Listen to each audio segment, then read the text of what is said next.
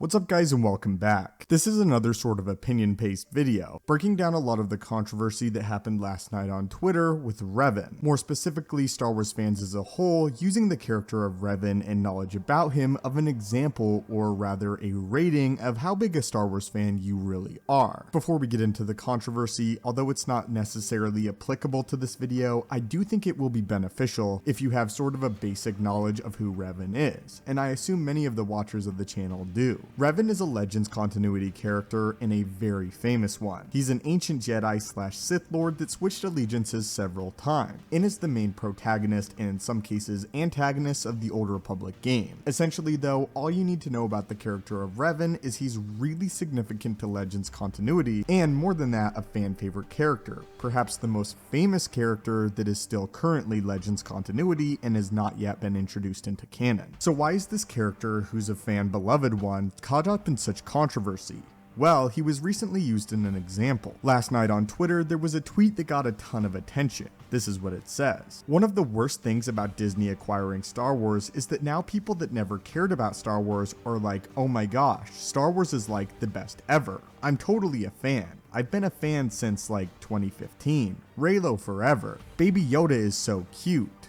Wait. What's a Revan? Essentially what the tweet is trying to say is that if you don't know what Revan is or are not well versed in Legends continuity, that you're not a real or a true Star Wars fan. And I want to speak a little bit from personal experience. There have been comments and tweets about people talking about how my Star Wars knowledge is limited compared to their own, and how they know so much more. And I think that this all goes down to the point of that you don't need to know everything about a franchise in order to be a mega fan. And I don't necessarily think that the most you know about Star Wars makes you superior to a Star Wars fan. There's obviously different levels of fandom and different areas in Star Wars. I personally am really connected to the Legends continuity, but I'm also invested in the more canon stories. But there's a divide right now that I see in the comments and on Twitter as well, that if you're a fan of canon doesn't mean that you're a fan of Legends and vice versa. In a sense, there are sort of battle lines being drawn, and a lot of Star Wars Twitter actually responded to this. And I do think it's fine to be a fan of certain aspects